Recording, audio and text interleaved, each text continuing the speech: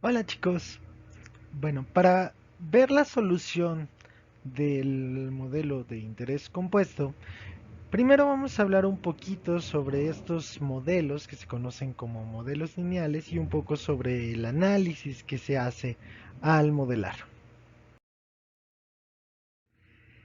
Aun cuando lo que nos encantaría siempre es encontrar una solución, en el caso de los modelos discretos, la solución exacta, la solución de la ecuación diferencial cuando son continuos, y en general nos gustaría encontrar una solución a las ecuaciones o poder manipularlas de tal manera que siempre podamos dar una buena función que describa el comportamiento.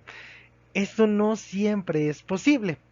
Sí, en general, en muchos modelos, en la gran mayoría, no es posible resolver la ecuación o la ecuación recursiva, la ecuación diferencial y en general las ecuaciones que modelan los distintos fenómenos. En general no es posible encontrar la solución exacta. Cuando los modelos representan un proceso que cambia con el tiempo, entonces justamente nos interesa ver cuál es la dinámica de ese modelo. Es decir, más allá de dar la solución cuantitativa, ¿sí?, que nos permita calcular numéricamente o usando una fórmula el avance general del modelo y entonces, por ejemplo, poder hacer predicciones, nos interesa justamente eso, poder hacer las predicciones de manera cualitativa, ¿sí? Es decir, poder decir más o menos cómo se comportará ese proceso. Tal vez no podamos dar numéricamente los valores del comportamiento, pero sí nos interesa poder decir, bueno, esto va a crecer o bueno, esto va a morir. Por ejemplo, en una población, ¿sí? Si tenemos una población, nos interesaría saber si se va a extinguir o va a crecer, ¿no? Y que como qué tanto va a crecer. En una enfermedad nos interesaría saber si va a desaparecer rápido o cuánto tiempo va a durar o si se va a quedar en la población para siempre, ¿no? El precio de un producto nos interesa saber pues si va a aumentar, va a disminuir o va en algún momento se va a estabilizar en algún precio o va a ser un producto que oscila su precio dependiendo la época del año en la que se vende, etcétera, ¿sí? Aun cuando no podamos determinar el precio exacto que va a tener, ¿sí?, o la cantidad de enfermos que va a haber, o la cantidad de población que va a haber. O sea que no podemos dar el número preciso en el modelo. Si nos interesa poder analizar cualitativamente cuál va a ser el comportamiento. En el caso del modelo de interés compuesto, pues justamente nos gustaría saber qué va a pasar con el dinero, ¿no? Si va a aumentar o disminuir, ¿no? Ciertamente uno no se aventaría a hacer una inversión que en principio no pareciera que va a hacer que aumente el capital, sino más bien que lo va a hacer disminuir, ¿no?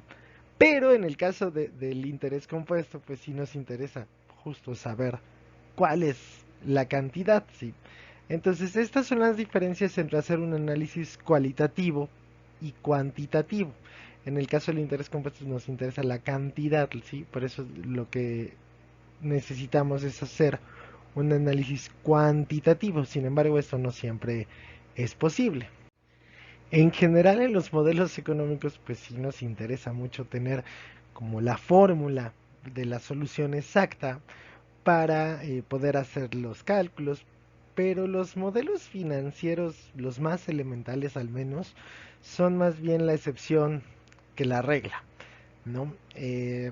Esto es porque los modelos financieros como subyacentes son creaciones artificiales, o sea, son creaciones que hizo el ser humano de cierta manera y fueron diseñadas de esa manera que se pudiera calcular tanto su utilidad y que fueran simples la realización de esos cálculos, ¿no?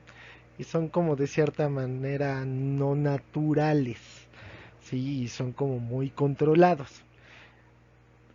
Aunque algunos modelos financieros no se comportan de esa manera. Por ejemplo, si incluimos factores de riesgo o cambios en las divisas o cosas así, ya empieza a ser más difícil encontrar una solución exacta, y más bien lo que se busca es dar un análisis cualitativo del modelo.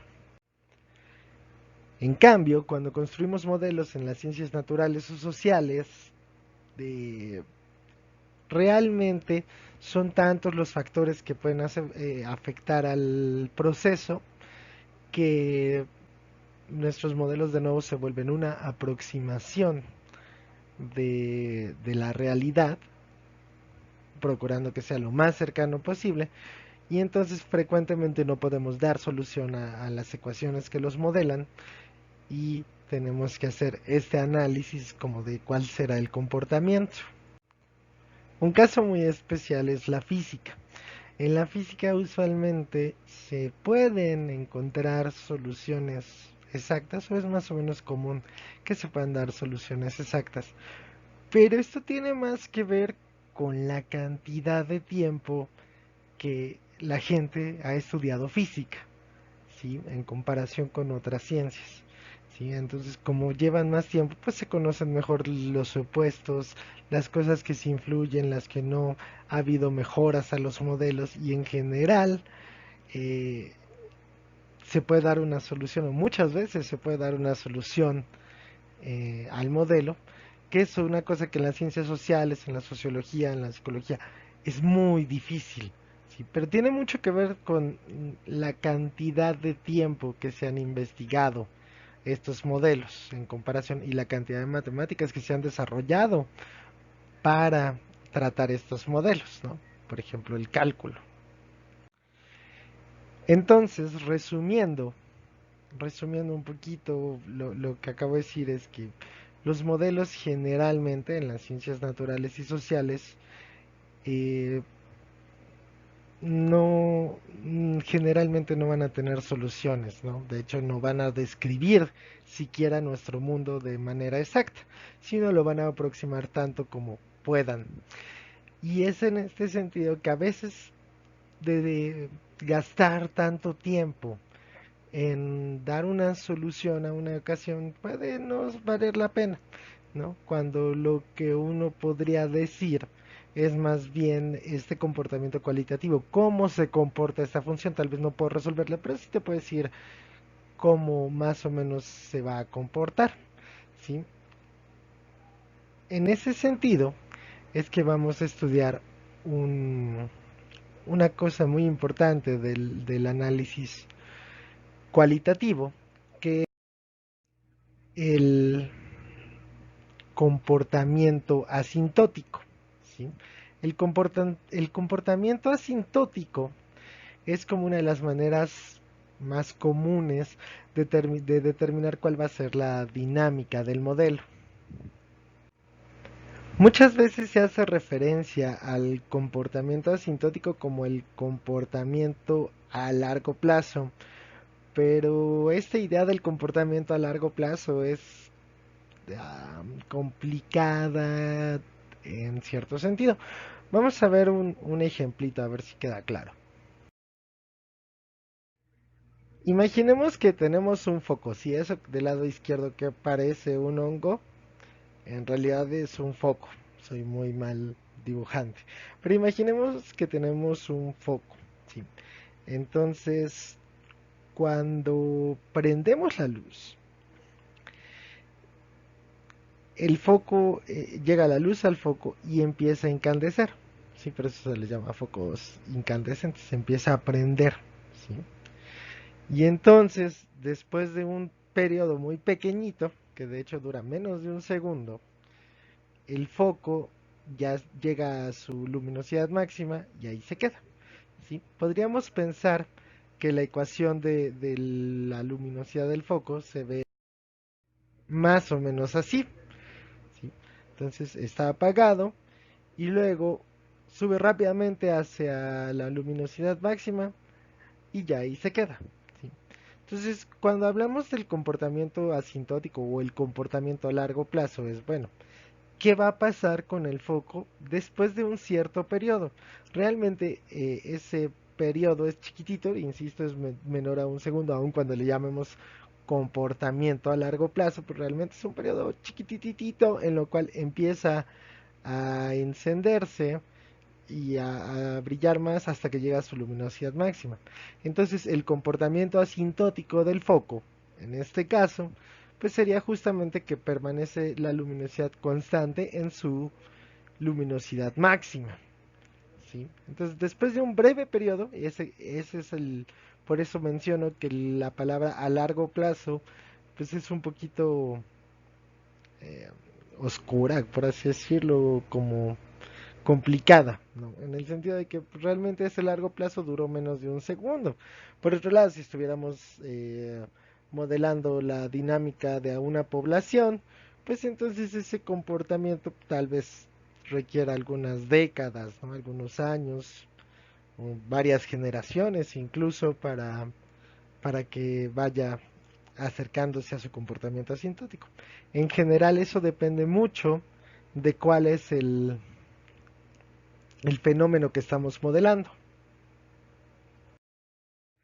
Hablemos un poco sobre los modelos lineales. Los modelos que hemos visto, los modelos discretos que hemos visto hasta este momento, se les llama modelos lineales, ¿sí?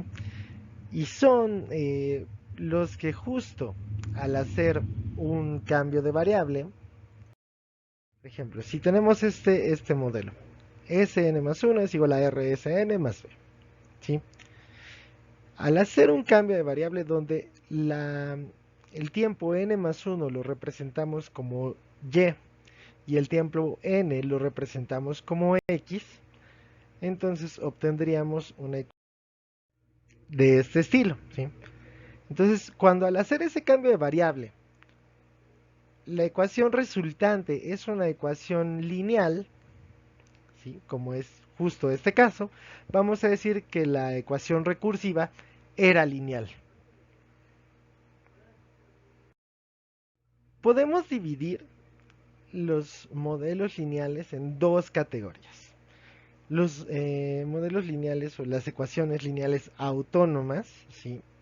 En este sentido es cuando R y B no dependen del tiempo, ¿sí? Eso quiere decir que esencialmente son constantes, ¿sí? O podría ser que tanto R y B dependan de N, ¿no? O sea, serían como un Rn, un Bn que podría cambiar en el tiempo. En este caso vamos a decir que el modelo es no autónomo, ¿sí? Cuando esos parámetros del modelo también dependen del tiempo. Entonces nos vamos a centrar solamente en esta ocasión en el estudio de los modelos autónomos, lineales autónomos. De igual manera, si tenemos un modelo lineal autónomo, que es de la forma xn más 1 igual a xn más b, cuando b vale 0, ¿sí? Vamos a decir que el modelo es homogéneo. Y cuando b es distinto de 0, vamos a decir que es no homogéneo. Entonces, veamos la solución de un modelo homogéneo, que como pueden notar corresponde al tipo de modelo que es el interés compuesto. Entonces tenemos una ecuación de la forma xn más 1 igual a axn. X1 claramente es A por X0, X2 es igual a por X1, que es justamente A cuadrada por X0. Podríamos irnos, X3 es A por X2, que es A cúbica por X0, y en general Xn va a ser A a la N por X0. Y esa justo sería la solución exacta a una ecuación lineal autónoma homogénea, ¿sí? Que es una ecuación de la forma xn más 1 igual a axn. En el caso de los modelos que hemos visto en los videos anteriores, pues el modelo de la pelota rebotando es justamente una ecuación de este tipo, ¿no? Tenemos Sn más 1 es igual a Rsn, entonces Sn sería S0, que es la altura inicial, por R a la n. En el caso del interés compuesto, pues es justamente P sub n es igual a P0 por 1 más I a la n. Y esta es justamente la fórmula que se ve en muchos cursos de matemáticas financieras, ¿sí? Que es lo que se conoce como la fórmula del interés compuesto.